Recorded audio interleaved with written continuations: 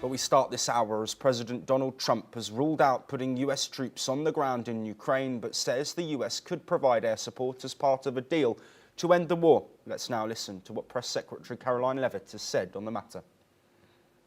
Well, you got to the heart of what I was going to say to all of you today on security guarantees, which is the president has definitively stated U.S. boots will not be on the ground in Ukraine, but we can certainly help in the coordination and perhaps provide other means of security guarantees to our European allies. The president understands security guarantees are crucially important to ensure a lasting peace, and he has directed his national security team to coordinate with our friends in Europe and also to continue to cooperate and discuss these matters with Ukraine and Russia as well.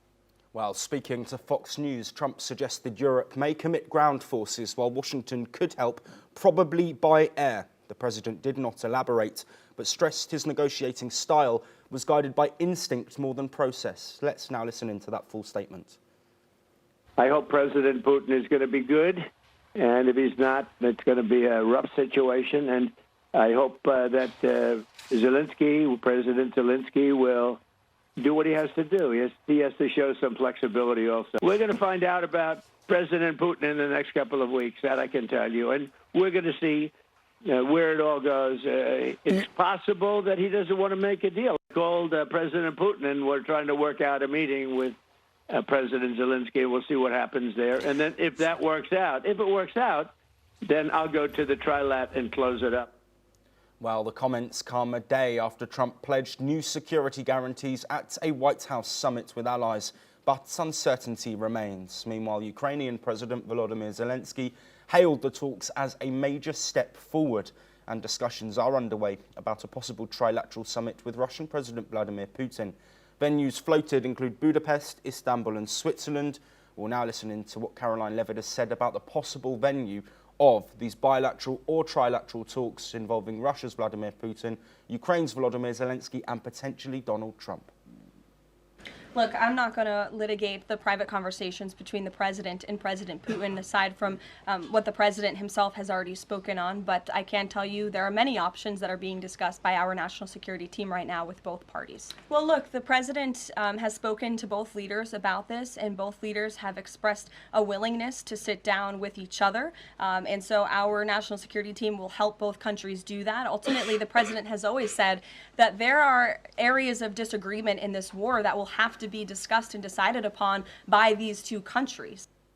Well, joining us this morning to discuss the latest developments from this ongoing discussion on peace between Russia and Ukraine is Jim Rice, a professor of international law who joins us live from Vigan in the Philippines. Jim, it is a pleasure, as always, to have you on the programme this morning. Thank you for your time. Trump has made many statements there, but first I want to focus on one about Vladimir Putin. He says there is a possibility that Russia doesn't agree to a deal. Does this throw all of the talks back wide open once again? Again, this is a volatile situation, and we're dealing with a very chaotic and volatile personality in Donald Trump. So, as to the latest comments, I don't really know, but more recently than that, I would just like just further back, I'd just like to reiterate how great a job the European allies did in terms of talking to Trump in the White House in Washington, D.C. I think that this is a very important step that they took, and I think that the idea of stressing the idea of security guarantees as a means of providing a durable and lasting peace is essential. The problem, though, as to try and answer your question, will these either bilateral or trilateral meetings take place? I'm very skeptical about this for a few reasons. First of all, it can't be ignored that Putin has tried to have Zelensky murdered on several occasions. So there's that. Secondly, Putin doesn't recognize Zelensky as the president of Ukraine, nor does he recognize the democratic and sovereign country of Ukraine as being a real country. And finally, the third reason that I'm skeptical is, as you alluded to in your introduction, where would this meeting take place? Putin is an indicted war criminal, and he obviously couldn't appear in places in Western Europe or other, Western-style democracies. So it would probably have to be some kind of Gulf location, but I'm not even sure. Therefore, I'm skeptical about this meeting taking place. Yeah, absolutely, Jim. Of course, Budapest, Istanbul have been suggested.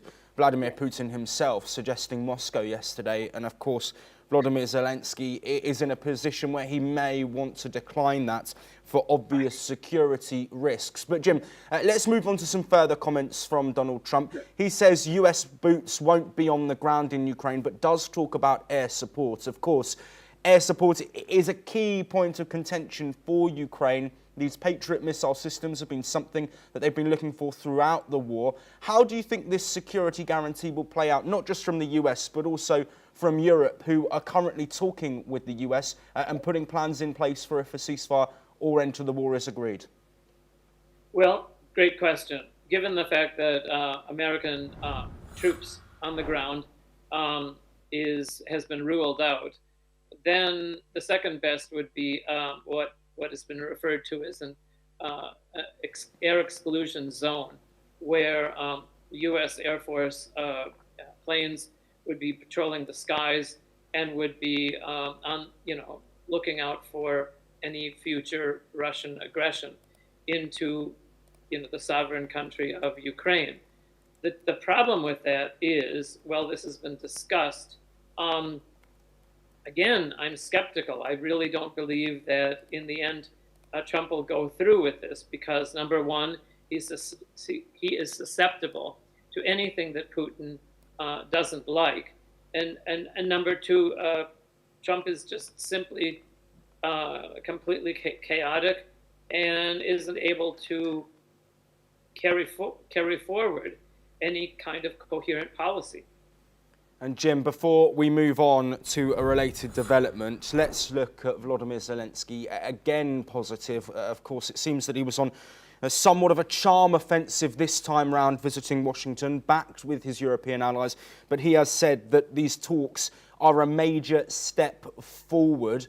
What does Volodymyr Zelensky need to do next in order to try and push this peace forward? Is it all now about concessions from Ukraine to try and get a deal closed?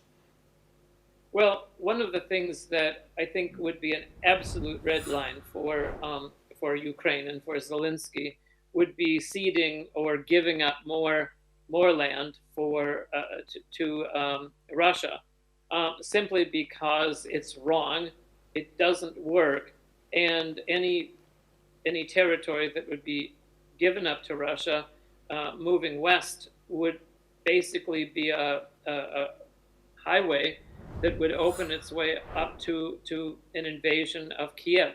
So I would say that this is definitely a red line, and both Zelensky and the Western allies will say this is a deal breaker. Yes, Jim, please do stay with us as we do now look to a related development. Of course, so many talks